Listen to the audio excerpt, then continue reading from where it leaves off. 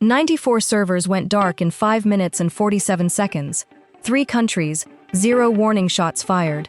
By the time BlackCat's own control panel flickered back to life, it wasn't running their software anymore, it was running the FBI's. And the man who made that possible had been sitting inside the gang's private command channel for 11 months, typing the same messages, collecting the same commission checks in Bitcoin, waiting on a date that only he and one federal agent in New Jersey knew. Everyone else in Alfthey thought their biggest threat was a rival gang trying to poach affiliates, or maybe a sloppy member leaving a Telegram handle attached to a real name. Nobody thought to check the guy who kept their servers running. That's the part of this story most true crime channels never get to, because it was never supposed to come out at all. This one did. It came out through 900 pages of unsealed court filings, a set of Estonian police reports, and one very quiet debrief between an assistant U.S. attorney in Newark and a defense lawyer whose client wanted, more than anything, to not die in a federal prison at 71. By the end of this, you'll understand exactly how a $300 million extortion machine got dismantled from the inside, without a single member realizing their own administrator had switched sides. You'll see the 11 months of quiet betrayal, the encrypted panel logins that doubled as evidence collection, and the 6 minutes in September when 3 countries moved on the same target at the same second. Some of it went according to plan, a lot of it didn't. Stick around, because the parts that almost fell apart are the parts nobody's told you yet. For 2 years, Alfthey operated less like a criminal gang and more like a mid-sized tech company that happened to be run by extortionists. It had a support desk. It had a negotiation portal with a live chat function. It had, according to a leaked internal memo investigators later recovered, a formal onboarding process for new affiliates, complete with a percentage split, a code of conduct, and a rule against targeting hospitals that its own members broke within 4 months of writing it. The group first surfaced publicly in November 2021, and within 18 months it had become one of the 3 most prolific ransomware-as-a-service operations on the planet, trailing only Lockbit and Conti in total reported victims. The business model was simple, and that simplicity is exactly what made it so hard to kill. A small core team, somewhere between 5 and 8 people by most estimates, built and maintained the encryption software. They never touched a victim network directly. Instead, they leased the tool to affiliates, roughly 60 of them at the operation's peak, who did the actual breaking in. Those affiliates paid initial access brokers, freelance hackers whose entire job was finding a way into a corporate network and then selling that access, sometimes for as little as $2,000, sometimes for 6 figures if the target was large enough.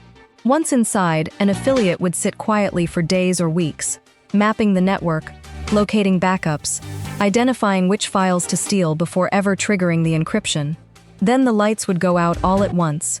Files locked, backups deleted, a ransom note on every desktop, and a countdown clock threatening to publish stolen data if the number wasn't paid.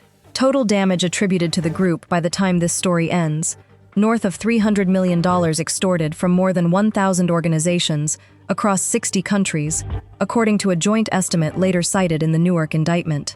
Hospitals in Ohio, an oil and gas services firm in Alberta, a university system in the Netherlands, a regional airline. The group didn't discriminate by sector so much as by whether a target could pay.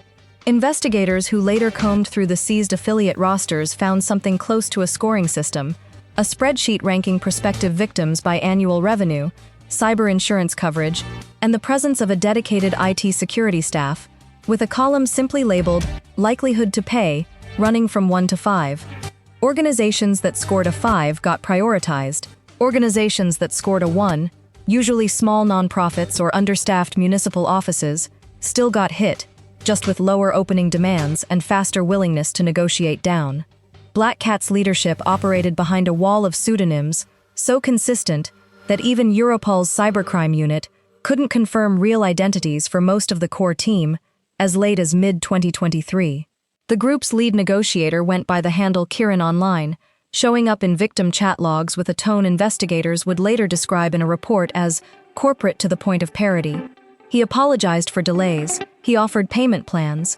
He once, according to a chat transcript entered into evidence, wished a victim company's IT director a speedy recovery after learning the man had the flu, 30 minutes after threatening to leak the company's entire customer database. That's the texture of who the FBI was up against.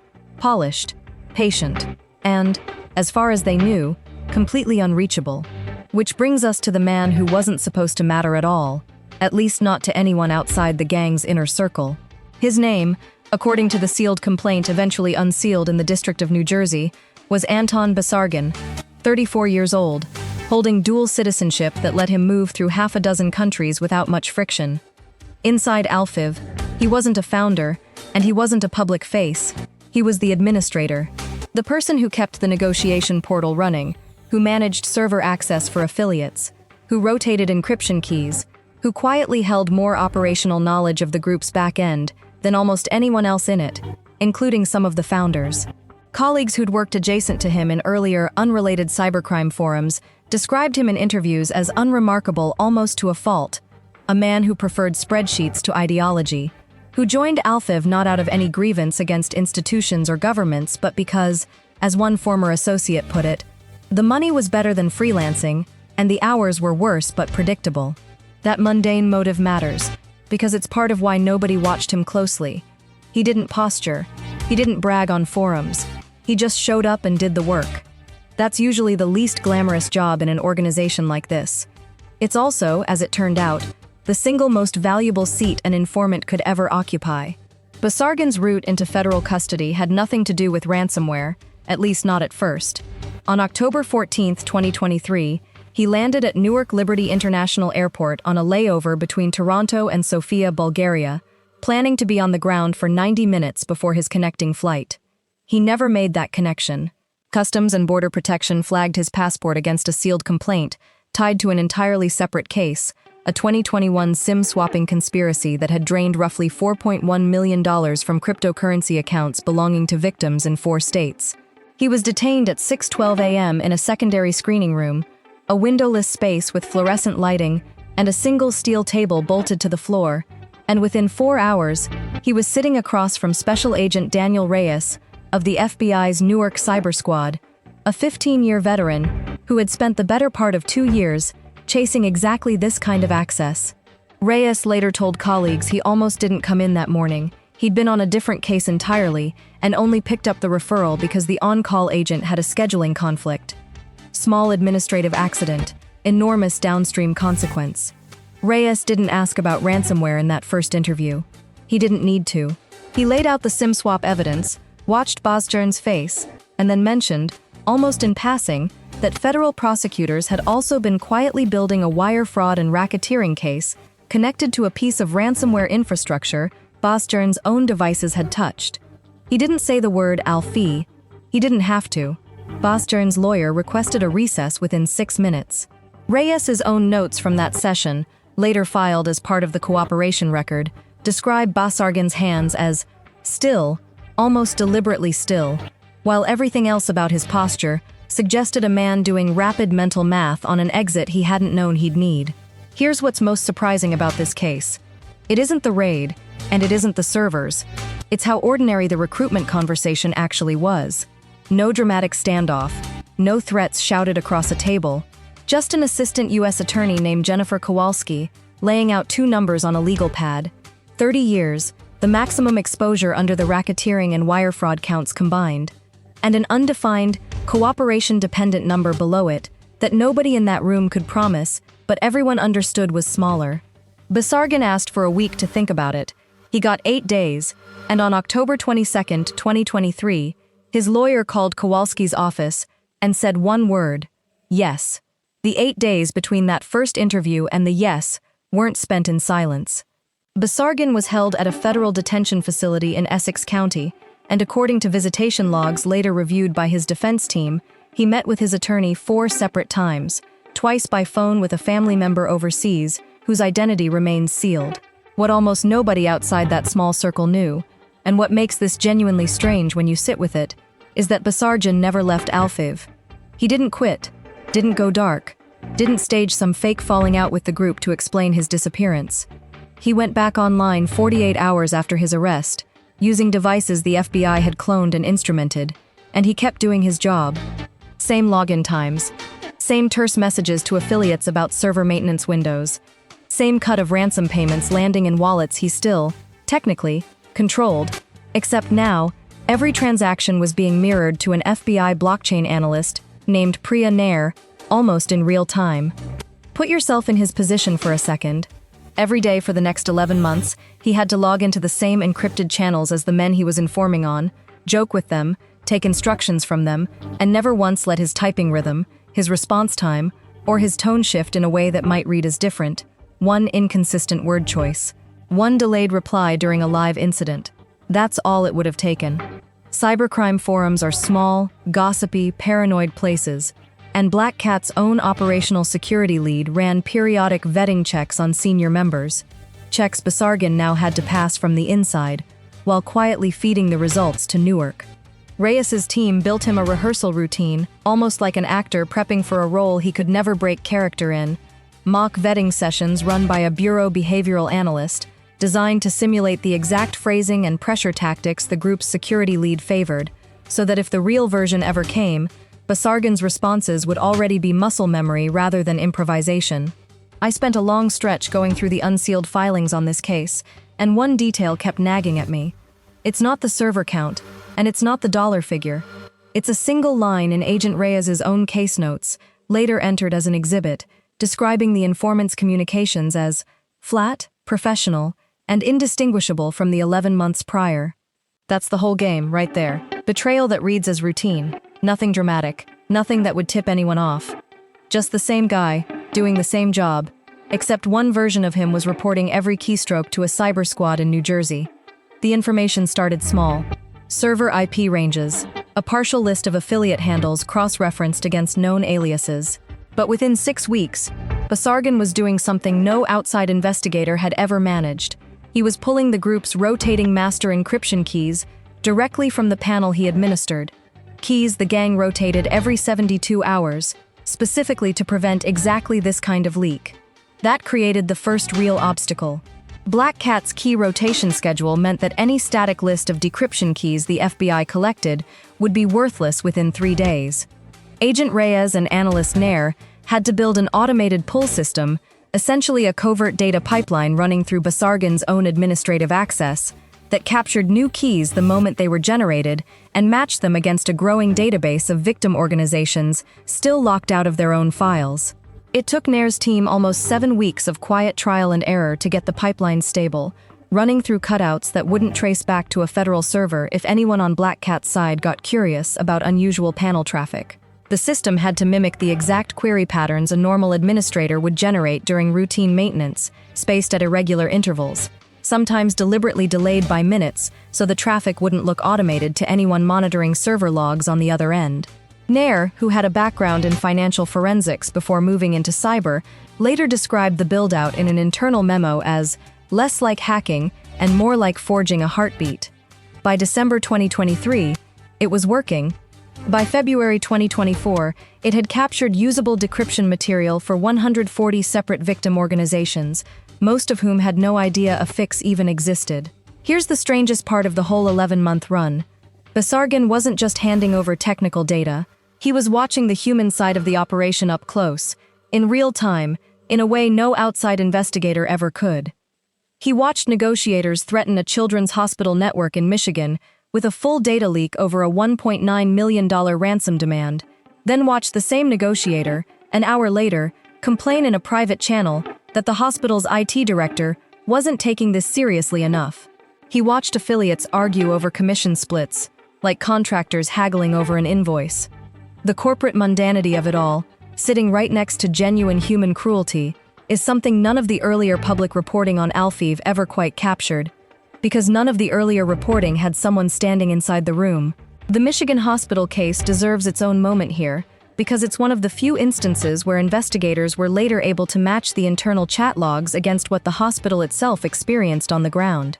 The network served 3 pediatric facilities across the greater Detroit area, and the attack hit on a Tuesday morning in January 2024, locking electronic health records for roughly 40,000 active patients mid-shift. Nurses on the pediatric oncology floor lost access to chemotherapy dosing schedules for 11 children mid-treatment and had to fall back on printed backup charts that were, in some cases, over a year out of date. A charge nurse named Denise Alvarez, whose account later appeared in a victim impact filing, described spending 6 hours on the phone with pharmacy staff, cross-checking dosages by memory and paper trail, rather than risk a database that might already be compromised. Basargin, watching the ransom negotiation unfold in real time from inside the panel, flagged the hospital as a priority target for Nair's decryption pipeline the moment its wallet address appeared in the group's incoming payment logs, 3 weeks before the raid, which is part of why the hospital's keys were among the earliest 140 recovered, rather than waiting for the September seizure. By January 2024, Newark had enough to move on individual affiliates if it wanted to. It didn't. Taking down 2 or 3 affiliates would have spooked the rest of the network and burned Basargin's access within days. The real target was bigger: the physical infrastructure the entire group depended on, the servers hosting the negotiation portal, the leak site, and the encryption backend itself.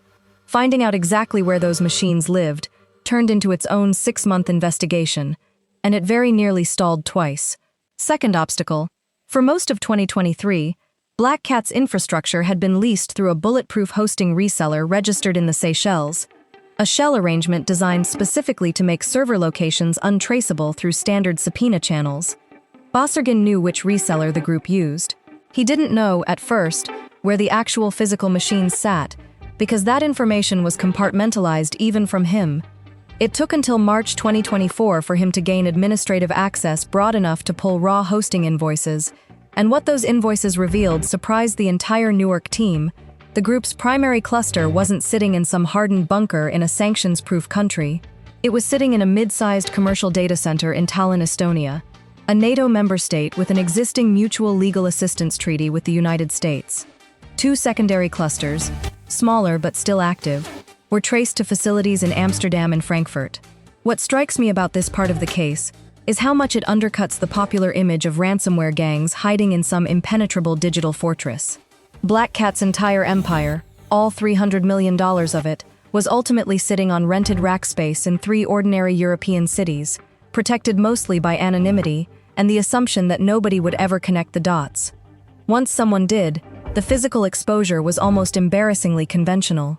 The Tallinn facility itself, according to K-Commando's later site survey, was a nondescript 3-story building shared with a logistics company and a regional telecom provider, the kind of address that generates zero suspicion from a street view and would never make anyone's list of likely cybercrime infrastructure. Coordinating a seizure across 3 countries, though, is its own kind of nightmare, and this is where the case almost died a bureaucratic death. Estonian prosecutors, working through the country's Central Criminal Police Cyber Unit, known as K-Commando, initially balked at the evidentiary threshold the FBI's referral provided in April 2024. Estonian law required a higher standard of independently corroborated evidence before authorizing a data center raid than U.S. federal court did, and for nearly 6 weeks the operation stalled, while Kowalski's office and K-Commando's own liaison worked through Europol's Joint Cybercrime Action Task Force to build a parallel evidentiary package that would satisfy Estonian courts without exposing that any of it originated from a live human source, still embedded in the group. Kowalski's team had to essentially reverse engineer an evidentiary trail, laundering conclusions that had come from Basargin's direct access into forms that looked like they'd been independently derived from network traffic analysis and third-party threat intelligence reporting, a process one filing later referred to only as parallel construction of the technical record, without ever using Basargin's name in a document that would cross an Estonian judge's desk. That gap very nearly cost them the target entirely. In late May, an unrelated BlackCat leadership dispute triggered a partial infrastructure migration, and for 4 tense days, Basargin reported that 2 of the group's core servers had gone offline for what he was told was maintenance. They came back online on May 30th, in the same data centers, under the same hosting arrangement. It had been maintenance after all, not a relocation. Reyes's team treated it as a warning anyway. The group could move fast if it wanted to, and the window to act wouldn't stay open forever. By early summer, the operation had a name inside the Joint Task Force, Operation Glass Cipher. It also had, buried in a stack of transcripts pulled from Basargin's monitored channels, a piece of dialogue that would end up defining how the whole gang thought about itself. In a private conversation with a newer affiliate, worried about law enforcement pressure following a string of arrests at rival ransomware groups, one of BlackCat's founding members, using the handle Kieran, wrote back with something close to contempt. "Nobody's getting in," he said. "Not from outside." He wasn't wrong about the outside. He had no idea the inside had already been compromised for the better part of 8 months. Here's what this tells us about the era of ransomware we're living through. These groups built genuine confidence, arguably justified confidence, in their technical operational security. Encrypted comms, compartmentalized access, bulletproof hosting, key rotation schedules most enterprise IT departments couldn't match. What none of it accounted for was the oldest vulnerability in any organization, the person you trust enough to hand the keys to. Every layer of encryption in the world doesn't help if your administrator is quietly mirroring his own screen to a federal agent 4,000 miles away. Kowalski's team used the summer to finish building out warrants across 3 jurisdictions simultaneously, a legal choreography that required near-identical timing windows in the United States, Estonia, and Germany, plus a coordinating warrant executed by Dutch police through their high-tech crime team in Amsterdam. Every warrant had to be sealed until the exact moment of execution, because a single leaked filing in any one country would have given the group hours, maybe only minutes, to trigger a wipe protocol Basargan had confirmed existed on at least 2 of the 3 server clusters. Behind the scenes, this meant 4 separate legal teams working in 4 time zones on a shared document management system built specifically for the operation, with access logs audited daily by an internal affairs liaison to make sure no unauthorized eyes ever saw the sealed filings before execution day. One junior paralegal in Kowalski's office was reassigned off the case entirely in July, after an unrelated but nearly catastrophic email misdirection sent a draft warrant summary to the wrong internal distribution list. The email was recalled within 4 minutes and never left the building's server, but it cost the team a tense 48 hours of double-checking whether anything had leaked. We'll say the part most true crime coverage glosses over. Basargan, for all 11 months of his cooperation, kept collecting his commission from ransom payments the entire time he was informing. Court filings show he personally received just under $340,000 in cryptocurrency during the cooperation period, money the FBI allowed to keep flowing specifically so his sudden absence from the payment structure wouldn't raise flags. He'll likely be allowed to keep very little of it after asset forfeiture, but the fact that federal prosecutors let a cooperating witness keep profiting from active extortion crimes, even temporarily, even for operational reasons, is the kind of decision that should make people uncomfortable. Unpopular opinion, whatever sentence he ultimately receives, the fact that his cooperation came bundled with continued personal enrichment off real victims, Arvound sits wrong, even accounting for why the FBI let it happen. Would you have taken that deal? Not just the plea deal itself, but the 11 months after it. Every single day, knowing that one wrong keystroke, one moment of hesitation in a chat window, could get you killed by people who by this point in the operation had access to weapons dealers, corrupt officials in at least 2 countries, and, according to one chat log entered into evidence, a standing offer of $50,000 to anyone who could identify a suspected informant inside the group's ranks. That offer had been sitting in a pinned message in a senior member's channel since March 2023, months before Basargan ever flipped. He read it every time he logged in. By August 2024, everything was in place except a date. Warrants sealed in Newark, Tallinn, Amsterdam, and Frankfurt. Estonian K-Commando's tactical entry team briefed on facility layouts Basargan had helped confirm down to the rack numbers. Dutch and German cyber units synced to a shared execution clock. Then, 12 days before the planned raid, the operation nearly collapsed for the second time. BlackCat's operational security lead, a founding member investigators believe was based somewhere in the Russian Federation and never fully identified, ordered a full device audit of every senior administrator following a separate, unrelated arrest of a mid-level affiliate in Romania. Basargan was told to submit his primary work laptop for a remote integrity scan, a routine check the group ran maybe twice a year, designed to catch exactly the kind of forensic instrumentation the FBI had quietly built into his systems. He had less than 6 hours' notice. Reyes's technical team worked through the night of August 28, remotely stripping every trace of monitoring software from the device, rebuilding a clean disk image that would pass the scan, while preserving, on a separate isolated system, everything they'd already collected. The scan itself, once triggered by the group's security tooling, ran a checksum comparison against a known clean baseline image the gang had captured from Basargan's laptop nearly a year earlier. Along with a live process audit, looking for exactly the kind of background logging service a covert operation would need to run. Reyes's team had to rebuild the disk, not just to remove the monitoring software, but to make sure the removal itself left no forensic residue, no leftover registry entries, no unusual disk activity timestamps that a sufficiently paranoid reviewer might flag. It was finished at 4:50 a.m. Eastern, 90 minutes before the deadline. The scan came back clean. Basargan passed. If it hadn't worked, 11 months of access, and very possibly his life, would have ended in a single afternoon.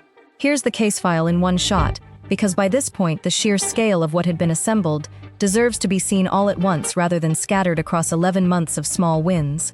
In the final days before execution, Reyes's team also had to solve a problem that had nothing to do with servers at all. What to do with Basargan himself the moment the raid began. If he stayed logged into the network during the seizure, his own account activity might get flagged by whatever remained of the group's leadership as they scrambled to understand what was happening, potentially exposing him before agents could secure his physical safety. If he vanished from the network too abruptly, it would look exactly like what it was.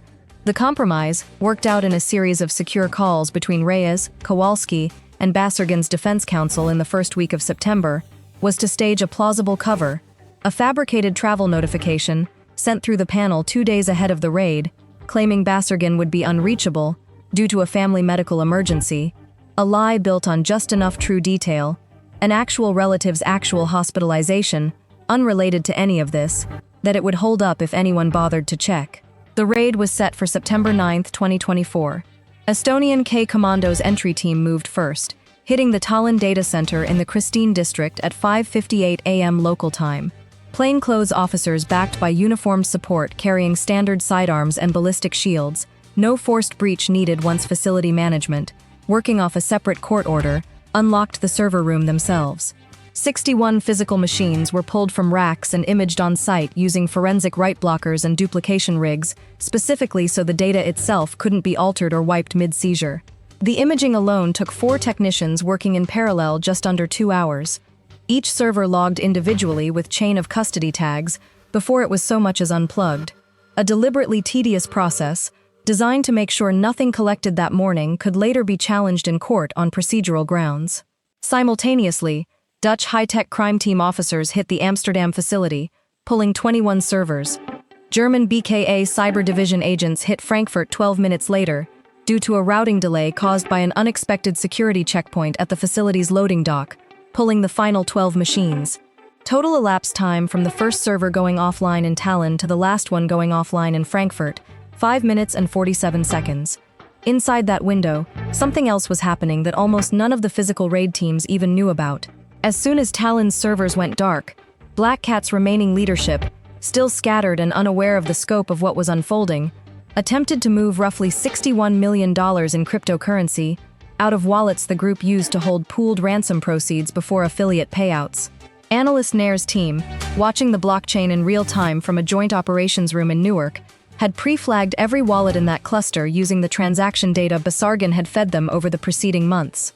Exchanges in Malta and the United Arab Emirates were already primed with freeze orders. Of the $61 million the group tried to move, $58 million was frozen mid-transfer before it ever reached a wallet the group could liquidate through. Nair later described watching the transaction requests hit the pre-flagged exchange accounts in real time on a shared monitor as the closest thing to watching a fire alarm work exactly the way it's supposed to. A small, almost anticlimactic moment after 11 months of buildup, just numbers stopping cold on a screen. That number, $58 million, would end up being the largest single cryptocurrency freeze, tied to a ransomware case Newark's field office had ever recorded. By 6:15 a.m. Tallinn time, the group's leak site, the same portal negotiators had used to threaten hospitals and school districts and small manufacturing firms for nearly 3 years, had been replaced with a single splash page bearing the FBI's seal and a short statement announcing the seizure of the domain under judicial authority. It was up within 9 minutes of the last server going dark, a detail that mattered more than it might seem, because it meant every affiliate, every victim organization, every journalist watching that portal would know within minutes that something catastrophic had happened to the group's entire operation. The forensic haul from the 94 seized machines took investigators nearly 3 weeks to fully process, but the headline result mattered most for the people who'd been suffering under it the longest. The processing itself happened in a secured evidence lab outside Newark, a windowless annex where the image drives were logged, hashed, and cross-referenced against victim organization records under strict chain-of-custody protocols, every technician's access to the room individually badged and time-stamped. A team of 11 digital forensics examiners worked in staggered 12-hour shifts for the better part of 3 weeks, cataloging not just the decryption keys, but a sprawling internal record of the group's operations, spreadsheets tracking affiliate payouts down to the cent, a shared calendar coordinating attack timing around victims' fiscal quarters to maximize payment pressure, and an internal Slack-style chat archive stretching back to the group's earliest days in 2021. Buried in the imaged servers, mixed in with affiliate rosters and financial ledgers, was a complete cache of the group's rotating master decryption keys, going back to the operation's earliest campaigns. Combined with what Basargin had already fed them over 11 months, investigators were able to generate working decryption tools for 412 separate victim organizations, some of whom had been locked out of their own data for close to 3 years without ever paying and without ever fully recovering. Here's the part that doesn't fully make sense on the surface, and it's worth sitting with. A gang this professionalized, this deliberate about compartmentalizing risk, still trusted a single administrator with enough aggregate access to end the entire operation. On paper, their security model was airtight: rotating keys, compartmentalized server access, a vetting process with a standing bounty for catching informants. In practice, one senior employee with a plea deal and a very good poker face brought the whole thing down in under 6 minutes, once the pieces were finally in place. The org chart that emerged from the indictment tells its own story about who actually paid a price. At the top sat the group's presumed founder and lead negotiator, known only by the handle Kieran, whose real identity remains unconfirmed, and who is believed to still be at large, likely inside Russian territory beyond the practical reach of U.S. extradition. Below him, an operational security lead, also unidentified, also believed to be at large. Basargin himself, the administrator, was formally charged but is cooperating under a sealed plea agreement, meaning his sentencing outcome remains pending as of this recording. 3 affiliates identified through the seized rosters were arrested in coordinated actions in Bulgaria, Moldova, and the Czech Republic within 72 hours of the main raid, each facing separate national prosecutions for their specific intrusion activity. A 4th affiliate, based in Brazil, remains a fugitive. Interpol issued a red notice for that 4th affiliate in early October, though Brazilian authorities have publicly noted the country's extradition treaty limitations on cases involving dual nationals, meaning even a confirmed location may not translate into a swift arrest.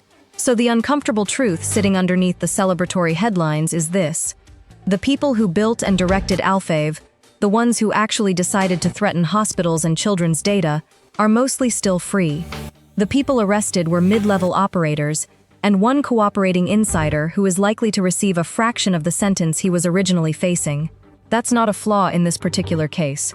That's close to the standard outcome for nearly every major ransomware takedown of the last 5 years. And it's worth asking, honestly, whether seizing servers and freezing wallets actually deters the next version of this group from forming somewhere else within months. What do you think? Did this operation actually deliver justice for the 412 organizations that got their data back? Or did it mostly just relocate the problem while the people who profited most stay out of reach?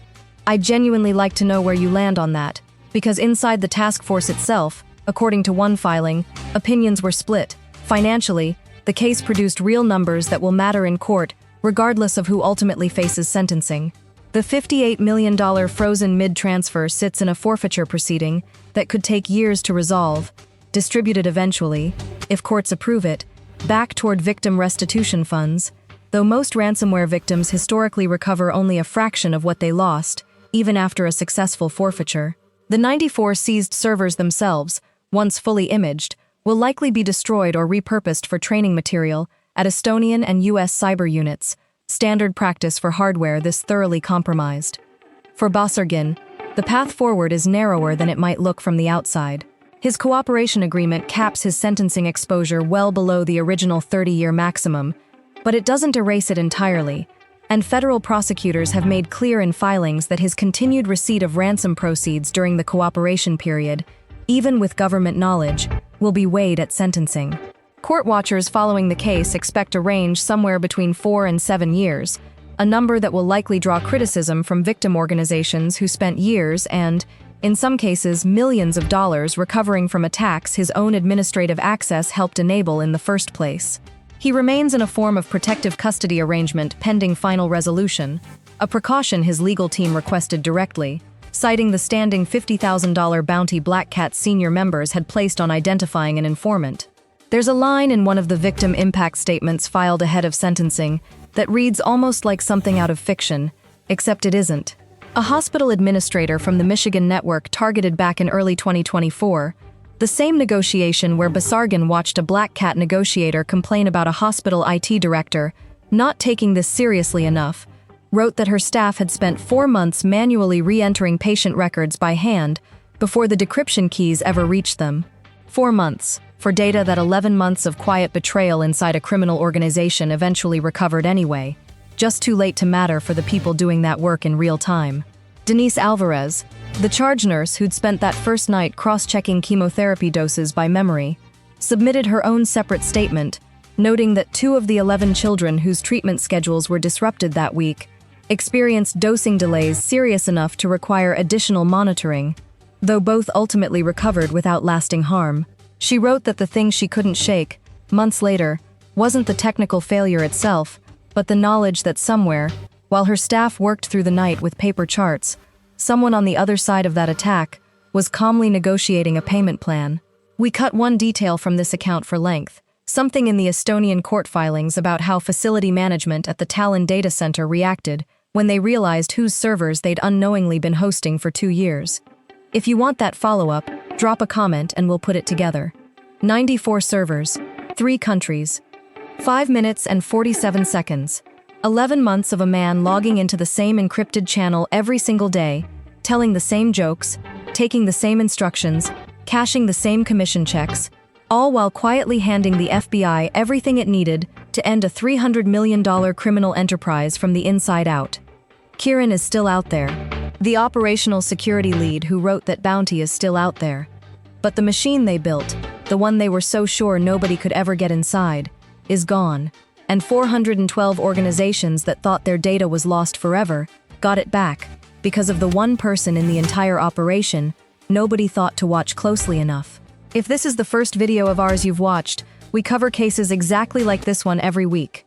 Real federal investigations pulled straight from unsealed court filings, told with the specifics that never make it into a 2-paragraph news brief. Subscribe if you want the next one when it drops, and if you've got thoughts on how this sentencing should shake out, leave them below. We read every comment on these.